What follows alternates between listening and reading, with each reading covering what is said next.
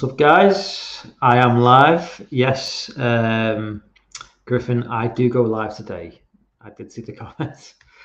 Yeah, I know I apologise for last week where I spent 45 minutes talking to nobody in particular apart from myself.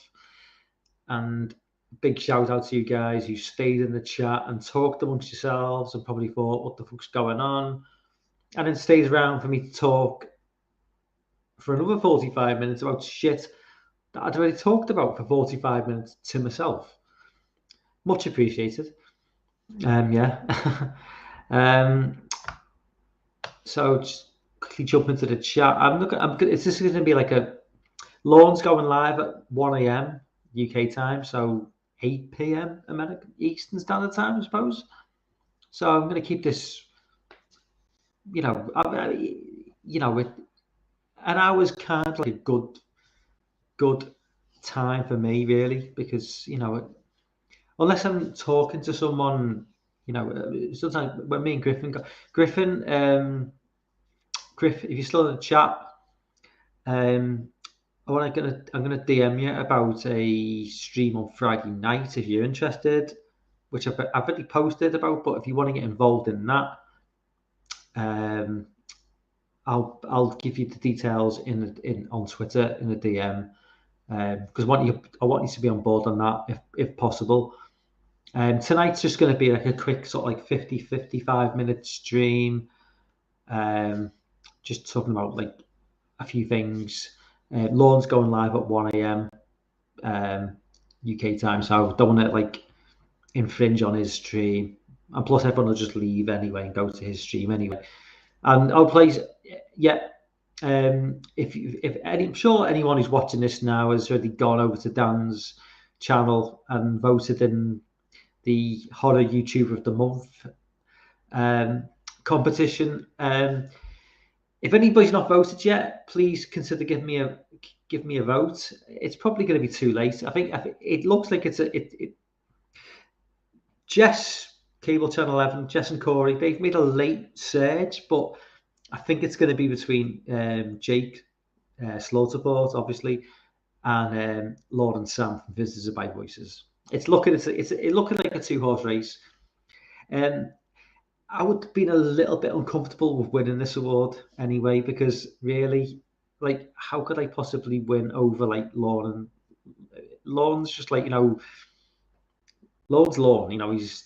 He makes amazing content with Sam, and it's like it would be a bit ridiculous if I would win over them. They are just doing like Lord. The reason I voted for Lord personally and Sam is because they just mix things up. They've got like everything going on. Author interviews, live streams with people in the community, live streams with authors, and all this shit going on. So it's like, yeah. I mean, personally, I would say if you've not voted yet, go over to Dan's channel, Fleshroom Features. It's one of his most recent uploads, and just leave and vote for who you want in the comment section. That's who determines who wins. But yeah, it's I think it's neck and neck now between Slaughterport and Visitors by Voices. Don't get me wrong, I love Jake, but I do think Lorne and Sam deserve this, really. I mean, because let's face it, this is for channels under 1,000 subs. Visitors by Voices it's not going to be under 1,000 subs for much longer. I mean, they are getting towards the 1,000 subs mark, so give them this before they go beyond us mere mortals and ascend to a higher level and leave us mere mortals on the hundreds of subscribers or tens of subscribers behind. So go to Fleshroom Features and check out Dan's video on that, and just comment on who you'd like to win horror YouTuber of the month. But yeah, that's just taking me totally out of the conversation as usual. So I haven't even acknowledged the chat basically. Big T, thoughts on the Joker 2 turns a musical. Yeah, if it is, I won't be watching it. I don't really want to see. I don't even need a Joker 2. I think Joker, Hours Off by itself, is a perfect movie. I don't want to see a sequel. I certainly don't want to see a musical. DJ, what's up, man? Nice to see you on board. Let's see. Yeah, DJ says he's been talking for an hour again. Not tonight, DJ. Not tonight. Luckily.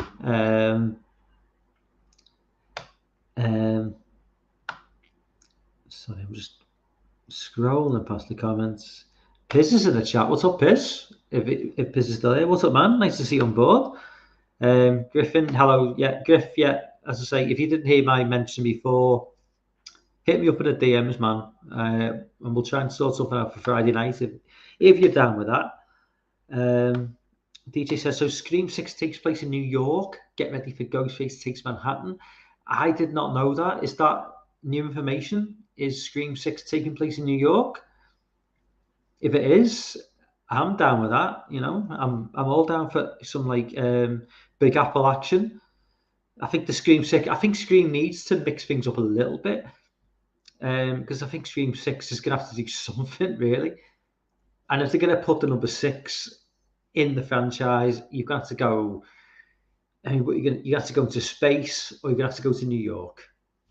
You know, Friday the 13th logic: go to New York or go to space. So if they are going to do that, I'm fucking down with that, man. Fucking hell, fucking too right. Scream in New York, yeah, man.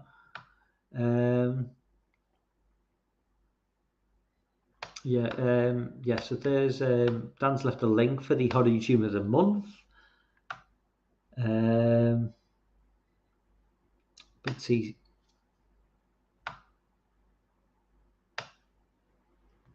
Dan says we had less subs than Pops and we still won. So you never know. It's about the fan base, man. I mean, Dan, you put out a good you put out a good the community, this sort of small subsection of a small subsection of a large community on YouTube, all was on board, because we're all like kind of like close knit. So when you put something like that out onto YouTube and Twitter and shit like that, we're all jumping on board and we're all like voting. So I think that says a lot about why your channel did win, because it is a tight knit community, and we're just loyal to each other. Do you know what I mean? I said this before. Like I said, I've seen YouTube channels with like fucking 10,000 subscribers, and they've got like 30 people watching, and I'm like, how is that even possible? But like, you watch this community, and you've got like people like with like less than 100 subs or 200 subs, 300 subs, and there's always like you can guarantee there's going to be like 10 to 30 people watching all the time. So it just says a lot about the community that we're involved in, and a lot of loyalty there. Lorne's in the chat. What's up, man? What's up, Lorne? Going live. Yeah, I'll be in your live chat. Off tomorrow. Doing a quick live stream now, and then jump off at 1 a.m. straight into your messages or DMs or whatever you want to call it. It sounds a bit sexual. That it's not. It's not sexual at all. Yeah, but yeah. So yeah. Lauren straight up after me. So you've kind of got like this is like the it's almost like the Monday Night Wars that went on during the 90s with the wrestling, WCW versus WWF. This means nothing to Lauren, by the way. But if you're a wrestling fan and you're a horror YouTuber fan, and you're down for like the horror YouTuber of the month award, I'm the WCW fighting against the WWF. Lauren's the WWF. He's like the big the sort of like the man in power. Like I'm the underdog punching up, trying to get a win against the big man. So yeah, I'm talking shit. I don't even know what I'm talking about anymore, and I'm sure Lauren has got no idea what I'm talking about. But anyway, yeah. So basically, yeah, Lauren's going live at 1 a.m. YouTuber of the month. Vote for Lorne. Lorne voted for me. I voted for Lorne. So vote for Lorne. Yeah. I'm just rambling now. I'm just totally rambling. But yeah. I'll just carry on. So yeah, I'm already like 14, 15 minutes in. I'm not even started talking about what I wanted to talk about. So probably won't even get to half the points I wanted to make because I just get distracted by the chat. I mean, Griffin said that like 7 minutes ago, and I've not even read it yet. Brian Trash is in the chat. What's up, man? What's up, Brian? Big T, the Tuesday Night Wars. What's the topic of shows? What's the topic of tonight's show? Lauren. Yeah, Lauren. What is the topic of tonight's show? Lauren's gonna hate you for this, Big T. Lauren does not like. You've called him Lauren. You saying he's a woman? Oh, he's just answered. He hasn't got onto the fact he's been misnamed. It's just talking show on the show. Big T. So that means that's what we spin on wheels on. Piers says, DJ, please don't put.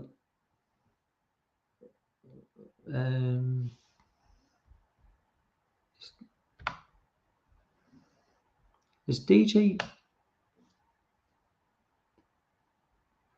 Right? Okay. You know what? I thought that DJ was like literally posting. Oh, hang on. I'm a bit lost now. Okay.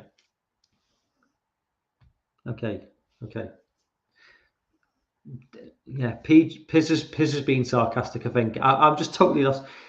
When he said please don't post other links, I thought it's DJ, so he's not going to be doing anything a bit dodgy. I thought for a minute we had the troll in the chat, and Piz was like, saying don't do that. Oh my god, I can't keep up. So okay, I've got like 45 minutes to chat shit about what I wanted to chat about. Because obviously I don't want to like.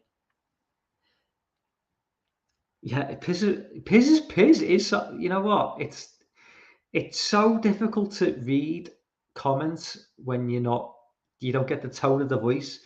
And I should have seen when I realised he was talking about DJ, I knew he was being sarcastic when I read what he posted. But because you don't hear the tone of the voice, and I know Piz is sarcastic as hell, because Piz is like, I think Piz is a closet Brit, because we are the most sarcastic people on earth. We are so sarcastic with our humor, and Piz is just like that. He uses so much sarcasm in his videos, but when I seen the comments, I was like, oh shit, what's somebody done? And then it was DJ. I thought, well, DJ's not going to do shit in the comment section, and that's when I realized it was sarcasm. But I panicked briefly then because I thought, oh, what the hell's going on? But yeah, Piz is very sarcastic, as am I, and us Brits love sarcasm, totally. Chris is in the chat. What's up, man? What's up, Chris? Good to see you on board, man. Let's just okay. Let me finally get onto topic. Okay. I just do want to talk about Jurassic World, Dominion. I do want to talk about those Rotten Tomatoes ratings, which may have been updated since, but when I saw them last, they were kind of saying like 30% critic ratings and like 80%, viewer ratings, audience ratings, whatever you want to call it. Basically, the critics don't like this film. The audience seem to really be on board with it. And I would just say, I saw the film tonight and I really, is it the best Jurassic World / Park film? No. Is it the best Jurassic World film? Probably not. I think Jurassic World 1 is better than this. I think it's better than the second movie. But does the film deserve the hate it's getting from the critics? Absolutely not. This film, it does, I think, what you'd expect of a summer blockbuster movie to do. I mean, I don't really understand what the hate's come from. It offers plenty of like distress, action, villainous bad guys, heroic good guys, good women, and I don't really understand why there's such a dislike towards this film. To me, I don't know whether it's too traditional of a blockbuster, of a summer blockbuster, that people are just like grown wary of it and like, oh well, we've had enough of this sort of thing. But it's just a movie that offers something like positive, with a feel good factor, with no sort of message into it. And I just think that that's all we need at this time. We're in a time now where it's a little bit depressive, life's a bit shit's going on, and we just want to feel good about something. And I think this film offers that. It's just, if you want Chris Pratt, Bryce Dallas Howard played, a good motherly, fatherly role to a young kid, and you know, I mean, Jesus Christ, you've got, you know, old school characters, legacy characters coming back and make it, into a role, which, I mean, fair play. They go for the the retro sort of vote of like, well, we're just trying to like accommodate the older fans, bringing Sam Neill and Laura Dern back, maybe, but it works for me. It works, It's Sam Neill's 75. Sam Neill looks damn good for 75. Sam Neill looks like 15 years younger. Laura Dern looks as good as she ever has. Jeff Goldblum still looked great. Everyone's in great shape. It's not like, it doesn't feel like they're bringing back a load of old decrepit dinosaurs, pardon the pun. Everyone looks, in great shape, and it doesn't feel like a nostalgia kind of, twist on things where, oh, we've got to bring these old characters back just to make money. Maybe if they did do that, yeah, I mean, but you perfectly accept us to believe that. But, it's, if they did do that, can you blame them? I mean, the Jurassic World franchise is a franchise that's kind of lost its way with after the first film. I mean, the second film didn't really know what it was going for, I don't think. I think with the third film is they've kind of maybe tried to bring things more back in line with the whole Jurassic Park franchise, because this is apparently the last Jurassic World film. Now, I don't know if they're going to try and bring things full circle by bringing the old legacy characters back to maybe launch something new going forward away from the Jurassic World franchise, and maybe bring everything together. And then, Buddy Army, what's up, man? Good to see you on board. Thank you for voting as well. Thank you everyone who voted for me for Horror YouTuber as well. Much appreciated. But yeah, in terms of the franchise, the way they've brought everything back together with World and Park, if this is a way of kind of like trying to move things forward, yeah, by all means do that. I don't really know where the Jurassic Park World franchise goes from this point. I mean, I don't really know what they're going to do in terms of it. It kind of like they've kind of done everything they can do. There's no big surprise in seeing dinosaurs anymore, because they've introduced all the dinosaurs, which have already interest over the first three films. And in the three newer films, they brought in new characters, new dinosaurs, which we kind of had heard of, or they've just invented. So I there's not, you haven't got that shock factor anymore. You're never going to recreate the moment of the original Jurassic Park, of just the wonder of seeing a Brachiosaurus or a Brontosaurus, whatever it was, where Sam Neill just turns Laura Dern's head and just focuses. You're never going to get that. You're never going to get that build up of the the T-Rex is there. They've got a T-Rex. You're going to see the T-Rex. You don't know when it's coming, but you know it's going to come. And they build up the suspense in that Jurassic Park film so well, so slowly. They hint at like borders could be breached. You know, the English guy whose name escapes me, he talks about the velociraptors. You know that they've been testing the borders. You know that's going to break eventually. It's all teasing something that's going to come eventually, and it takes its time. But when it does happen, emotionally it kicks in. You don't get that with any of the new Jurassic World films. It's all about action, action, action. They've even said, I think somebody actually went online and said, you know, modern audiences wouldn't accept a Jurassic Park film now, like a '93 Jurassic Park film by Spielberg, because it takes too long to get to it. But I mean, which is the best Jurassic Park World film? It's Jurassic Park '93, clearly by far. Um, you know, Jurassic World Dominion. As I say, I enjoyed the film for what it is. It's a decent film. It's better than the second film in the franchise. The good thing about the funny thing about Jurassic World is this franchise and what's developed over the years is I felt it's going to sound strange, but I guess anyone who's seen the film will probably maybe feel similar to me. Is when you watch the film, you develop more of and this is nothing again a slight against the characters, you know, Chris Pratt and Bryce Dallas Howard and some of the other main characters, but the emotional pull from the film for me more than anything was the final 5 minutes. It wasn't for any of the human characters. It was the T-Rex. The T-Rex, you know, a couple of times in the movie gets just dominated by this. Sean's in the chat. What's up, Sean? Nice to see you on board, man. The T-Rex gets owned by this new. They try and describe it as like this new super fucking.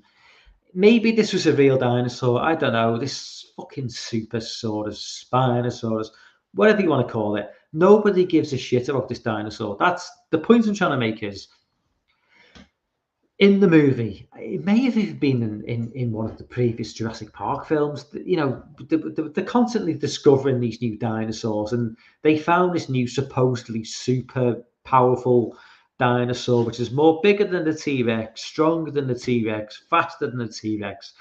Nobody gives a fuck about this fucking dinosaur. People love T-Rexes. We all love growing up. We all love T-Rexes. You know, that's what we all love as kids. It's a T-Rex. It's the scariest, terrible lizard. Definition. You know, it's the definition of a T-Rex. A terrible lizard. Growing up as kids, we all love the T-Rex. So, and it's been that way for dozens of years. And so when, like, you know, in the 1990s or the 2000s, these scientists come say, "Oh, we've got this new dinosaur. It was bigger than the T-Rex, and it was more deadly than the T-Rex." And I think what it is it plays into the film. As us as like growing up is like, nah, fuck that, man. Nah, we've got our T-Rex. We don't need a bigger, better version. We love our T-Rex. You know, that's the monster we grew up loving, and we see it in Jurassic Park. We see it in Jurassic World, Jurassic Park 2, and whatever. You bring a new dinosaur in, which is a bigger, badder version of the T-Rex, we're not going to be fucking happy with that fucking piece of shit taking precedence over our T-Rex. And it kind of plays out. I knew I could predict exactly what happened in this film. I mean, going into spoilers, not very, very slightly going into spoilers. If you've not seen the film, you know, towards the end of the film, this big motherfucking T-Rex wannabe, it's got like spines on its back. It's a bigger version, and it's apparently the deadliest carnivore ever to walk the earth. But we don't give a shit about that fucking dinosaur. It attacks the T-Rex, you know, supposedly kills it, and then our escape party escape, and then another dinosaur enters the fray to fight this other dinosaur. And the most emotional moment of this entire film is nothing to do with the humans. As they're flying off, and this, you know, whatever dinosaur it is, name escapes me, just turns around to face a new predator, foe. Our T-Rex, you know, our guy, his eyes just light up. And it's like that moment is more emotional in the entire film than anything to do with the humans. And yeah, the T-Rex just turns around and just fucking goes for this bigger dinosaur and just takes it out. And I've just knocked my headphones off, by the way. Yeah. Okay. That's going to get clipped probably by Lorne at some point. Fucking hell. So basically, Jurassic World 3, most emotional moment is a dinosaur. Is a dinosaur being emotional? That is the most emotional moments of the film. Right, okay, I'm going to go back to chat. I've missed major chat, so I'm going to go straight right back. I can't make out. Dan says, I've been catching up on Stranger Things. I'm saying impressed you. Stranger Things season 4 is fucking awesome, in my opinion. From someone who's been watching Obi-Wan with Disney 4 episodes in, and they've just offered nothing. And there's two 30-minute episodes left, and I'm just thinking nothing's happened. Fuck it. Yes, I mean, Stranger Things season 4 for me has been way better than 3, and 2 are on par with 1 in points. But yeah, I mean, if Netflix, I know they're like meant to be losing money at the moment with like apparently with I don't know how. I mean, maybe there's just so much competition now from streaming services, but they are apparently losing money or they're losing subscribers. But what the thing with Stranger Things season 4 is so damn good. It really is. And watching that and then going over to Obi-Wan, it's like night and day. Obi-Wan is just dull as dishwater. We've done 4 episodes, nothing's happened. It's dull. Obi-Wan is dumb. Riva is just a pantomime villain. She's so. I mean, looking at Riva, watching Jurassic World Dominion. Just the woman who plays the airline pilot in Jurassic World. Just replace her with Riva. Sassy, good actor. Just put her in Riva's place, and it would be a better show instantly. I mean, Obi-Wan is just so unbelievably average. It's hard to describe.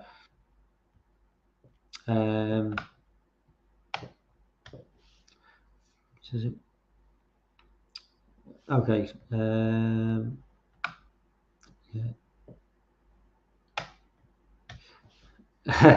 Chris says, "Is this the YouTuber of the month nominee, Mike Griffith Bill?" It is me.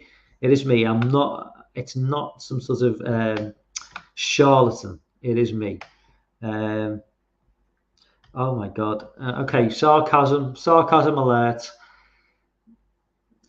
Lorne says, I enjoyed Jurassic World Dominion quite a lot, so I think we can assume that Lorne has been sarcastic, because I don't believe for a minute that Lorne liked that film. Not for 1 minute. Dan says, Steak loved it. I'm assuming he's referring to Jurassic World.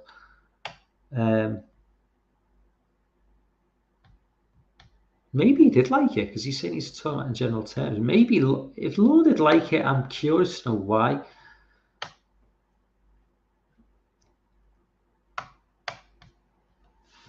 Big T said, I'm calling it Fast 10 is going to be the crossover with Fast. Are they owned by the same company? Is the Fast and Furious franchise owned by is it Universal? Do Universal own the Fast franchise? You know what? Nothing would surprise me at this point. Why not? Lord says that Jurassic Fury is a very real thing. And Big T says, what I find funny is then when they first it was going to be Jurassic World, they were so adamant it was going to be its own thing, and they realized so late on the path. Yeah, like they were not going to use Jurassic Park though.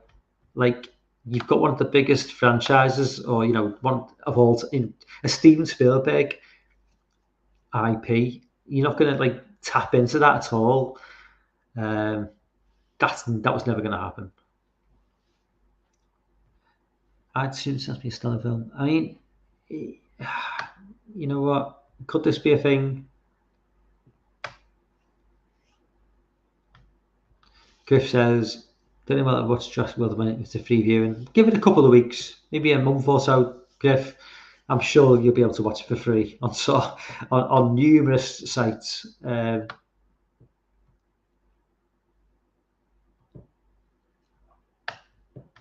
Sean says, saw Crimes of the Future tonight, really enjoyed it. I've not seen that film yet, and I'm probably going to wait for it to come into streaming. Nobody's showing it in the UK that I'm aware of. Not near me anyway. Chris says, somebody's going to ramp a T-Rex in a Dodge Charger, right? This is going to happen.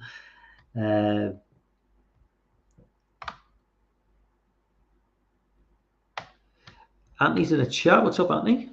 You know, my favourite Sam Neill film. Sam Neill is aged really, really well. I mean, if you've seen Jurassic World Dominion, Sam Neill is like 75. He looks like early 60s. I mean, he looks, and Jeff Goldblum as well has just aged really, really well. I mean, he doesn't look. I mean, however old Jeff Goldblum is, I'm guessing he's like late 60s. Looks like 60. Laura Dern maybe hasn't aged so well. I mean, it's that old adage, isn't it, of like, you know, men tend to age better than women. But Laura Dern, fair play to Laura Dern. It looks like she hasn't had plastic surgery, which fair play, you know, relying on her acting ability rather than looks. But you can see why women in Hollywood do dread like turning 40 and just like, you know, what do we do? Do we have to like go down the plastic surgery route? Because obviously it is just like, I mean, Chris Pratt's 40 odd. Chris Pratt looks great, you know what I mean? He's probably going to look great when he's 50. So Possession, I've not seen Possession as well, Sean. I do need to see that film. Big C said they do fast Jurassic World, so you know there's going to be a dinosaur race. Well, the thing is, the scene. I think it was where was the scene? Was it meant to be Marrakesh in Morocco? Where was it? I missed the whole. I must have like just got sidetracked. There's a scene where they break out one of the dinosaurs, and you know, and it looks like it's like in Africa. And there's a scene. It's a bit like Born Identity, but it's like Chris Pratt on a motorbike. But it's rather than cars chasing, it's dinosaurs. That was just Born Identity. You know, it was Born Identity, but with dinosaurs instead of cars. And it was entertaining enough, but you know, the elements of this film which do feel like they ripped off other films quite a fair bit. Certainly that scene it did feel like a Born Identity film. Okay, so I think I've talked enough about Jurassic World. I've got like probably gonna have to cut short my talk tonight. I was gonna try and cover like 4 topics. That's not gonna happen. No, I'm gonna be. So okay, very very quickly talking about Nope, Jordan Peele's new movie. Trailer dropped this week. It reveals a lot, or does it? So basically, yeah, in the chat? Give me your thoughts on Nope, the trailer, because it seems to reveal a lot without revealing anything, because I still have no idea really what this film was about. It seems to hint at like an alien invasion, but at the same time, I have no idea about who the people are, what they do, what the point of the movie is. You know, it's just, it doesn't really, it's not explained anything to me, and yet people are saying that it's explained too much. So you know, as I say, Jordan Peele is from. I mean, I love Get Out. I love Us. I think Us is, the ending doesn't make much sense, but I still love the film. I've said that time and time again. I love Us more than Get Out, even though I think Get Out is a more plausible, coherent movie. I just love Us. I think it's such a good film, and I think Jordan Peele is doing something different in the genre at the minute. I think he's kind of like got that M. Night Shyamalan vibe from the early noughties, late 90s, and I don't want to like curse him with that brush, tar him with that brush, because I don't really want to like, I hope he doesn't turn out to be the M. Night Shyamalan of this age, because M. Night Shyamalan obviously took a massive drop after his first 3 or 4 films. Some people would say after his first 2 films. Personally, I think it was after The Village that he took a big drop. I love Signs. I think The Village is good. I think it's perfect in any way. I think it's after The Village that he really dropped off and came back with Split and then went fucking downhill again. But I hope Jordan Peele stays on a path which he's producing good content. Hopefully this lives up, well, I would say lives up to the hype, because I don't really know until we start getting some reviews through. It's hard to know what's going to happen, but I don't know. I mean, this is a film that's just, I don't know, in terms of like what's it going to do box office, I don't think there's going to be that much competition for it. And I think there's going to be a massive like push for this film. I think a lot of people are going to watch this film and are going to want to see this film. I'm going to be like definitely on board to see this. But in terms of where it goes, I don't know. I mean, that is the thing. It's like it feels like they've revealed so much in the trailer that it's a red herring, and it's not going to be what you think it is, because it almost seems too obvious that it's an alien invasion movie. If you were going to do an alien invasion movie and you are Jordan Peele, would you not like fake an alien invasion to make it appear to be something else? That's what I would do personally. So hopefully that's what they're going for. Let's go back to the chat. Big T says, Nope is definitely going to be a stay-at-home watch. It's a lot to get me to the theatre nowadays. Jake, what's up, man? It's on board. Jake, obviously. Jake, one of the nominees for Horror YouTube of the Month. Highly recommend, if anybody's not subscribed, although I'm sure you all are. If you're not subscribed to Jake, go and subscribe to Slow Support. I know Jake did enough with me. I'll probably skip it. Chris says, I'm very intently going in blind. Yeah, I honestly don't think that watching the trailer has made that much of a difference to going into the film. I do believe that Jordan Peele's got something up his sleeve in terms of the film. I don't think he would have let this trailer go out without there being something more to it. So hopefully, I'm hoping that's the case anyway. Dan says he enjoyed Get Out. Dan says I have mixed feeling about Oz, but definitely isn't same old. Isn't same old. Same. I have mixed feeling about Oz, but it definitely isn't same old. Oh, okay. I was looking for a reference to the M. Night Shyamalan film Old then, because I was talking about M. Night Shyamalan. Old is that's just a bad film. Dan says we have a trailer reaction show tomorrow, but I don't think it's as simple as an alien invasion. Yeah, go and check out Dan's. Anybody who's not subscribed to Flesh Food Features, as again, I'm just plugging channels which I know you're already subscribed to, but Dan's Flesh Food Features, great channel. I just wish he live streamed at like a time, not 3 o'clock in the morning. I know you've got to do that. I can never ever check in live because it's just ridiculous time for me. So basically, I think that was Nope's discussed. I didn't want to spend too long on Nope anyway. I am kind of like running at a tight schedule now because I don't want to stay on for any longer than until 1 o'clock UK time, 8 o'clock Eastern Standard Time. So quickly want to go to Squid Game Season 2. You guys in the comments, opinions, Squid Game Season 2, any points in this at all? I don't, unless it's a prequel, I don't see the point in Squid Game season 2. I think I understand from a money perspective, they need to, the Netflix is, I don't, Netflix, so is this a Netflix show, or is this a show that was a Korean show and Netflix have just paid a ton of money for? Or did Netflix always subsidize the show? I don't really know how it works.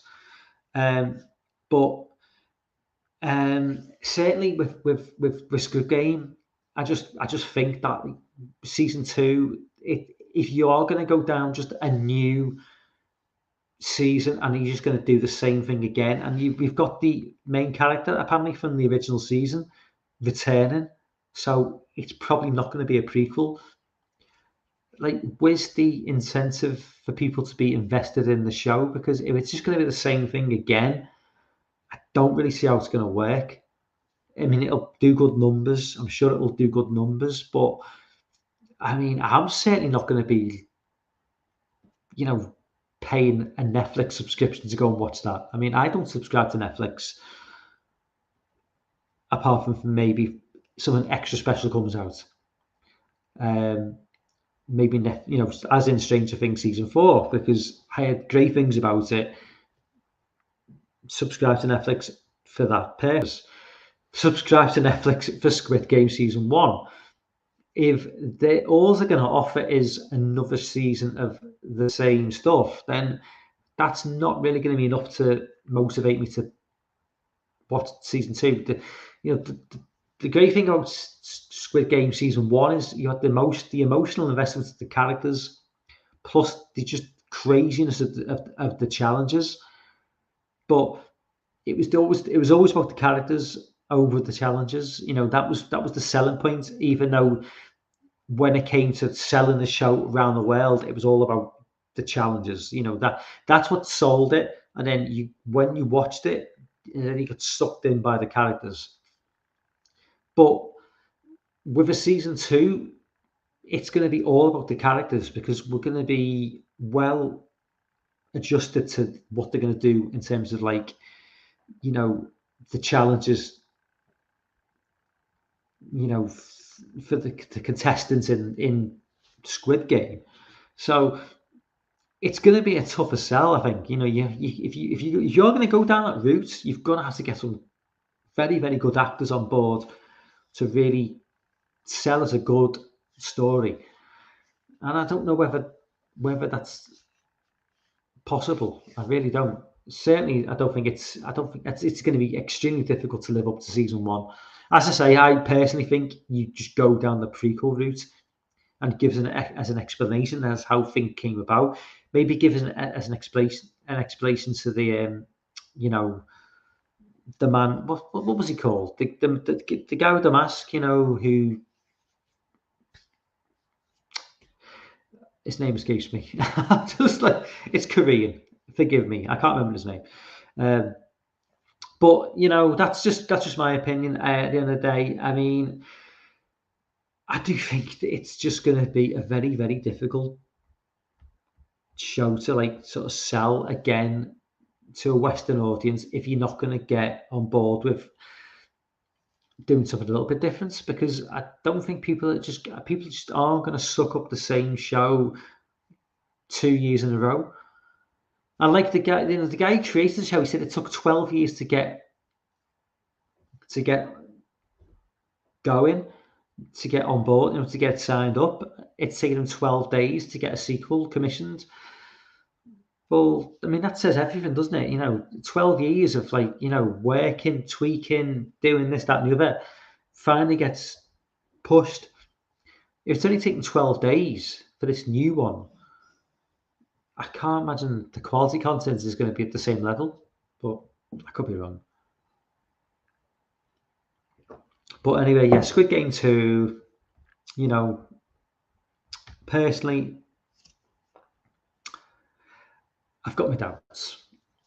10 minutes to go. So this has turned out quite well, actually, because I've kind of compressed everything into an hour the way I wanted it to. If this had been, I would have, If this had been like a normal stream, probably would have like dragged things out a little bit, but obviously Lorne's going live at 1, and I want to get on board. I want to be in the chat for that anyway. So, but very quickly, just going in for the last 10 minutes, just want to reference something about Jay the Stingray, obviously YouTuber, obviously everybody in the chat probably knows.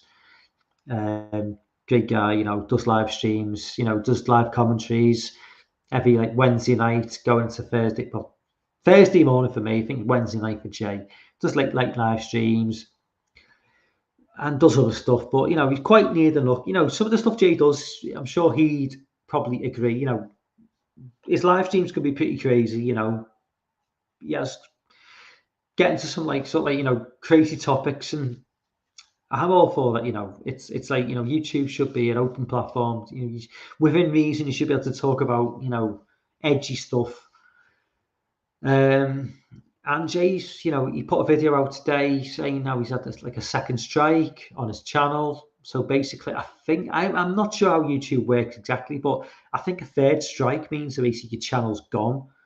And like Jay said himself, he's been on YouTube for like 15 years. He's got like nearly 2,000 subs. And to sit on this like death threat of like, a third strike to just eradicate all that hard work. Like I've only been on YouTube. I mean, I've been on YouTube for like as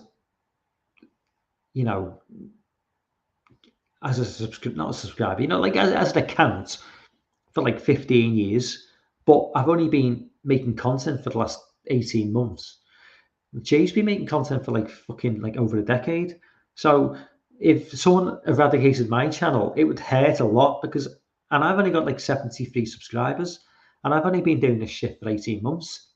But if someone like eradicated my channel, I'd be like devastated, you know what I mean? So trying to pick myself back up and try and get back to where I was and try and get back and, bring back subscribers who like start, who've like followed me for a year and a half. That would be really disheartening. So I can only imagine if you've like gained nearly 2,000 subscribers and fucking over a 15-year period and then find yourself at the mercy of those fucking pricks at YouTube saying, oh, well, you've said something a bit offensive. Oh, no, you're going to get shut down. It's just fucking, it's bullshit, man. It's bullshit. You know what I mean? YouTube's just, for all the good for all the good it serves, like the fact that I'm here now talking to you guys, it's partly StreamYard. It's 50% StreamYard and 50% YouTube and 100% you. I will say cheesy, but it's true. I see, but it's like it's YouTube StreamYard stream it and YouTube broadcast it, whatever the fuck, I don't know. But the fact of the matter is, YouTube don't give a flying fuck about small content creators. They don't give a shit. People like Jay, who like being a loyal fucking subscriber, a loyal like content creator for like 15 years, just get shit on. But you get these fucking gobshites like fucking Ethan Klein, that fucking prick H3H3 can fucking because he's on speed dial to Susan Wojcicki, whatever her name is. He can like threaten to live streams to 40,000 people and fucking say shit like, oh yeah, someone needs to bomb a building. Gets like he'll probably get a week's warning or shit and be back on YouTube because he makes money for them. It's just bullshit, man. But it is what it is. So yeah, incite violence, yeah, get a week's ban. But live streams, hardcore fan base of like 25 people who aren't going to do shit about anything, and basically not saying anything bad, just being a little bit offensive, but that's like gets you a strike. Fuck off, YouTube. Go fuck yourselves. So that's all I've got to say about that, man. Yeah, I mean, YouTube's just a fucking joke, man. I mean, YouTube deserves to die. It really does. It's just the lack of competition. We're all like tied to YouTube because it's all there is. But YouTube it's kind of like this. It's not like streaming services where there's like a bit of competition, or other like streaming services where there's competition. YouTube is just all dominant, and it's Google's probably plays a large part in that. Google just is all powerful, all seeing, and although I do appreciate YouTube to what it does for letting me just speak, it's not the YouTube at the upper echelons can go fuck themselves. You know, um, the upper echelons. YouTube just exists. It lets me speak, but if the upper echelons if Susan Wojcicki ever saw me saying this, she'd be like, "Oh, well, just eradicate the channel now because he said something bad about me," even though I've only got like 70 subscribers. But she'll never see this video, so I fly under the radar. But yeah, YouTube maybe needs to die. Personal opinion, but who knows? And then where do we go? Anyway, guys, I'm checking out now. On that downer, it's not. Yeah, don't want to end on a downer. It's still stay positive. But yeah, it's a bit shit. Like it's a bit shit what's happened to Jay, and so if he decides to upload somewhere else, I'll head over there. I mean, that's what we need. It needs some of the big YouTubers to really head over to these other platforms. Imagine a PewDiePie and like imagine Mr. Beast moved over to another platform and just abandoned YouTube. Can you imagine what that would do to YouTube? And if a new platform just started up and like the biggest YouTubers on the platform just fucked off, that would be amazing. That would be such a good thing for like the internet. But as it is, it doesn't look likely at the moment.